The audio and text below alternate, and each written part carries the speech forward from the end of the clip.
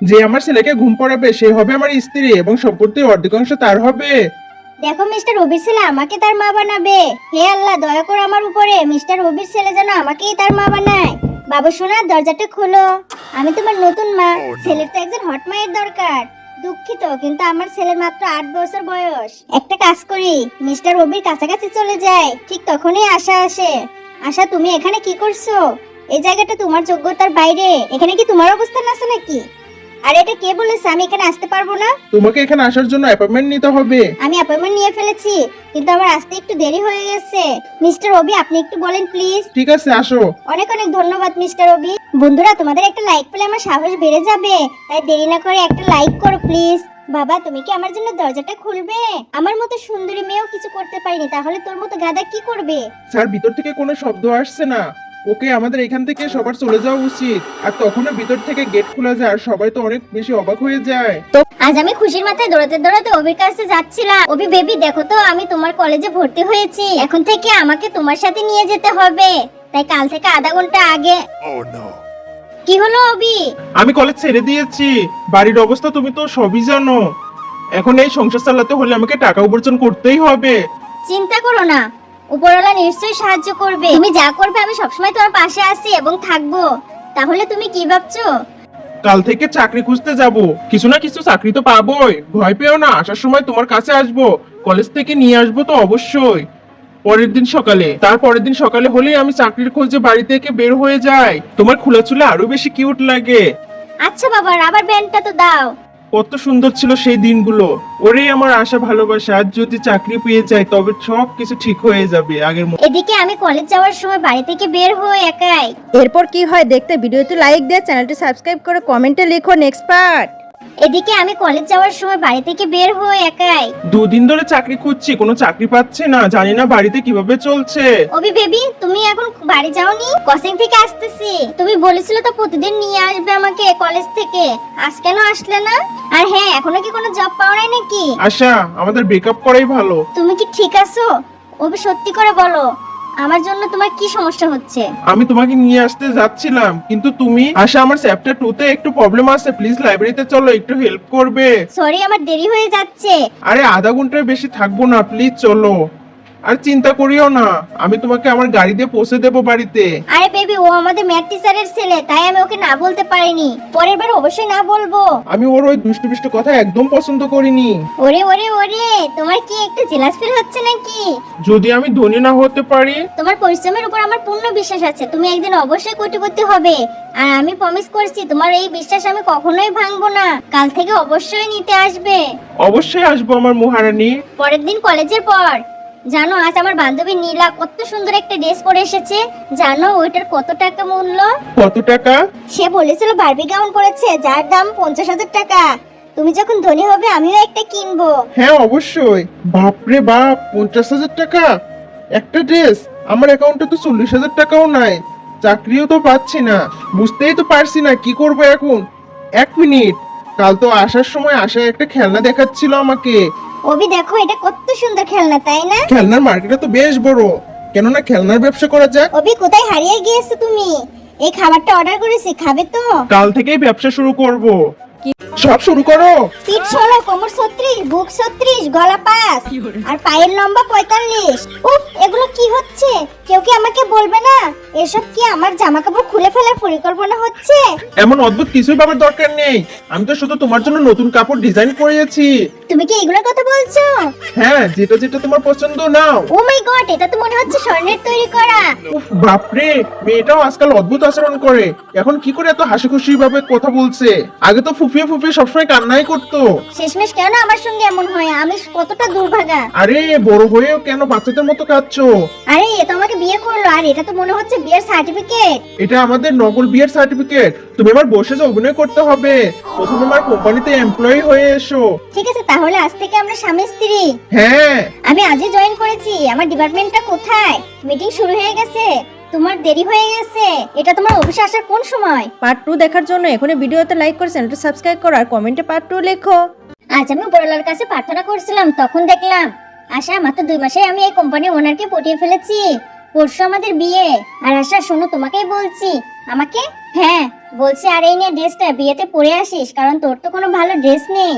এটা পরে তোর দাদিকে আসতে বলিস। আর কতদিন তুই এভাবে প্রার্থনা করবি? আমার মনে হয় না তুই আর ওকে কখনো খুঁজে পাবি। আমি অবশ্যই ওকে খুঁজে বের করব। দেখ আমার কাছে ওর ছোটবেলার এই ছবি আছে, যখন আমরা কেজিতে ছিলাম তখন আমি এই ছবি তুলেছিলাম। দেখ কত কিউট লাগছে দেখতে, তো ও তোর মতো গ্রামের খ্যাত মনে হচ্ছে। ও মনে হয় এখন একটা ছোটখাটো কোম্পানিতে কাজ করে। এসব ছেড়ে দে আশা। সরি স্যার, আপনাকে আমার গাড়ি চালাতে হচ্ছে। আপনার ওই গাড়িটা অনেক বেশি ময়লা ছিল, তাই চমৎকার সার্ভিসের সেন্টারে নিয়ে গিয়েছিলাম। আরে এসব কোনো ব্যাপার না, তুমি খুব ভালো কাজ করেছো। সত্যি গাড়ি ওনার আমাকে বলেছিল যে আজকাল এই গাড়ির কাস্টমারও পাচ্ছে না। বেচারা কোনো কাস্টমার পাচ্ছে না। চলো আমাকে গুলিস্তানের মোড়ে নামিয়ে দাও। মাফ করো। ও মাই গড, তোমার চেহারা একদম মিলে গেছে। কোনো ব্যাপার না, কোনো ব্যাপার না। তুমি যদি ক্যাব ড্রাইভারও হও। তার মানে কি? তোমার নাম অবি, আর কেজিতে আমি তোমার গার্লফ্রেন্ড ছিলাম। ওই আমি আশা। চলো দ্রুত কোথায়? বিয়ে করতে। আরে আমার কথা তো শোনো। আর আমি কিছু বুঝে ওঠার আগে আমাদের বিয়ে হয়ে যায়। আরে বেবি তুমি টেনশন কেন করছো? সংসারের খরচ আমি সামলাবো। আমি নতুন একটা চাকরি পেয়েছি, তাও সেই ফেমাস এসকেএফ গ্রুপ অফ কোম্পানিতে। তো সে আমারই কোম্পানিতে কাজ করছে। তো 1 লাখ টাকা স্যালারি, এর জন্য কোনো চিন্তা করো না। ঠিক আছে চলো বাড়ি যাই। আরে বা আশা, মনে হয় তুমি তোমার শৈশবের ভালোবাসাকে খুঁজে পেয়েছো। ফ্যামিলি দেখো আমরা বিয়েও করে ফেলেছি। এরপর কি হয় দেখতে ভিডিওতে লাইক দিয়ে চ্যানেলটি সাবস্ক্রাইব করে কমেন্টে লিখো নেক্সট পার্ট। ভাষা, মনে হয় তুমি তোমার শৈশবের ভালোবাসাকে খুঁজে পেয়েছো। ফ্যামিলি দেখো আমরা বিয়েও করে ফেলেছি। দেখলে শেষমেশ ক্যাব ড্রাইভারই হলো। বলেছিলাম না হয়তো ও কোনো ছোটখাটো কাজ করছে। কালকে কি এই ট্যাক্সিওয়ালাকে নিয়ে বিয়েতে আসতে পারবি? হ্যাঁ আমি অবশ্যই আসবো। চলো বেবি। আর পরের দিন যখন ওবি আমার চুল শুকাচ্ছিল, তখনই আমার হৃদয়ে তারগুলো দোতারা বাজাতে থাকে, আর আমাদের দুজনের মন পাগলের মতো খুশি হয়ে ওঠে। হয়ে গেল। ধন্যবাদ। চলো এবার যাই। তারপর আমরা সাজুগুজু করে বিয়েতে চলে যাই। ভা বন্ধু, আজ তো আশাকে অনেক সুন্দর দেখাচ্ছে। সত্যি বলছি বন্ধু, মনে হচ্ছে এরাই তো বরকনে। আর বলতো আশা, সত্যি করে কত ঋণ নিয়ে এই ড্রেসটা কিনেছি? আরে বন্ধু আমার কাছে এরকম আরো 10টা ড্রেস আছে, লাগলে বলিস। তোর তো আরে মনে হচ্ছে নিশা চলে এসেছে। বাহ বাহ, আরে বাপরে বাপ, কি গাড়ি রে। নিশু এসে গেছো? আরে আমি জানি এটা ল্যাম্বোরি গাড়ি বলে, শুনেছি অনেক দামি। আরে নিশু জানো, আমাকে দুইজন লোক ছোট করার অনেক চেষ্টা করছে। আজকে কার পালা? ওদের দুজনের। আরে সামনে তো আয়। আরে অফিসার আপনি আমাকে মাফ করে দিন। বাহ বেটা নিশু, বাহ। আমার ল্যাম্বো সার্ভিসিং এর নামে তুই এখানে এনে মজা নিতেছিস। আরে তুমি তো বলেছিলে এই কোম্পানি তোমার। আরে আগে তো চাকরি বাঁচাও। শর্মিলি প্লিজ স্যার মাফ করে দিন। আর আমার এমনটা কখনোই হবে না। এই নিন গাড়ির চাবি। তেল মারতে গেছে নিশু। আশা আমার প্রিয় বোন, প্লিজ স্যারকে বল না আমাকে প্রমোশন করে কোম্পানির ম্যানেজার বানিয়ে দেয়। এখান থেকে চলে যাও তোমরা দুজনেই। অবি আমি আজকে সব জিনিসপত্র প্যাক করে চলে যাব। আরে হানিমুনে একা গিয়ে কি করবে আমার মহারানী? আরে আশা তো আজ থেকে আমাদের ভাবি হয়ে গেল। আপনাদের নতুন জীবনের জন্য অনেক অনেক শুভেচ্ছা রইল স্যার। আমার গাড়ি থেকে নাম, আর আমার দিকে তাকিয়ে কোনো লাভ নেই। তুই এই অজগপাড়া গ্রামে থাকবি, তোর মাথা নিজে নিজে ঠিক হয়ে যাবে। কিন্তু নিশু আমি এই গ্রামে একা একা কিভাবে থাকবো? জানি না, সেটা তোর সমস্যা। ঠিক আছে, আগেই তো অনেক টাকা চুরি করে নিয়েছিলাম, না হলে এখন আমাকে রাস্তার উপর ঘুমাতে হতো। এই শোনো না, এই নাও টাকা, আর আমাকে একটা ভালো 5 স্টার হোটেলের ঠিকানা দাও। হ্যাঁ হ্যাঁ, এই তো একটু সামনে গেলে একটা ফার্ম হাউস দেখতে পাবেন। ওই আমি কি ফার্ম হাউসে থাকবো বলে তোর কাছে ঠিকানা জিজ্ঞাসা করছি? তো তাহলে আমার কাছে একটা চিড়িয়াখানার ঠিকানা আছে, ওখানে চলে যাও। শয়তান ছেলে একটা, আমি নিজেই খুঁজে নেব। আর যখনই আমি ঘর খুঁজতে যাই তখন আমার পিছনে কিছু কুকুর লেগে যায়, আর আমাকে না চাইতে ওই ছেলের বলে ফার্ম হাউসে আসতে হয়। হ্যালো হ্যালো, আমাকে একটু পানি দিতে পারবেন? শালার হারামি তুই। এই জায়গায় পানি অনেক দামি, এক গ্লাস পানি পুরো 100 টাকা লাগবে। এটা কত নোংরা পানি। আর হ্যাঁ, যদি তুমি এখানে খেতে চাও তাহলে আলাদা করে টাকা দিতে হবে। এই নে শালা ভিখারি। ও মাই গড, তাড়াতাড়ি চলো, আমার রুমে অনেক তেলাপোকা আছে। আরে ভয় পেও না, আমার কাছে তেলাপোকা মারা ওষুধ আছে, কিন্তু তার জন্য 500 টাকা লাগবে। তারপর সে আমার কাছ থেকে সবকিছুর জন্য এক্সট্রা টাকা নিতে থাকে। এই এসিটার আবার কি হলো? এসি চলছে না কেন? এর জন্য এক্সট্রা চার্জ লাগবে। ও মা গো, আমি কোথায় এসে আটকে পড়লাম? সকাল তো হয়ে গেল বন্ধু, কিন্তু ও এখনো কেন আসছে না? আর আমি অসুস্থ দেখে অভি অনেক সাহায্য করতে থাকে আমাকে, আর এর জন্য আমি খুব তাড়াতাড়ি ভালো হয়ে উঠি। ঠিক আছে আমি এখন চলে যাচ্ছি, তুমি এই টাকাগুলো রাখো, কারণ তুমি আমার অনেক সাহায্য করেছো। তুমি কি আমার সাথে আর কিছুক্ষণ থাকতে পারবে না? না, কারণ তুমি আমাকে অনেক বিরক্ত করো, তাই আমি চলে যাচ্ছি। ঠিক আছে, আমি আর তোমাকে কোনোদিন বিরক্ত করবো না, কিন্তু তোমাকে আমার সঙ্গে থাকতে হবে। দেখো তোমার সাথে কে দেখা করতে এসেছে। আরে বা, আমার শালা এসেছে। ও সরি, তোমাকে আমার নাম ধরে ডাকা উচিত ছিল। এটা তোমার জন্য। উফ, তার এইসব বদমাইশি ক্ষমা করার মতো নয়। এগুলো কি? আরে এইসব গিফট আমার জন্য নিয়ে এসেছো তোমরা?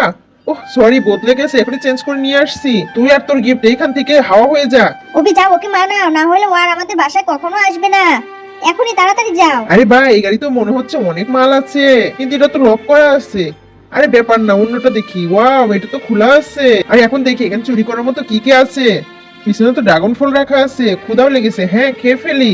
আরে ভাই, আমি তো তোমাকে মন থেকে সরি বলছি, আমি তোমার মন খারাপ করতে চাইনি।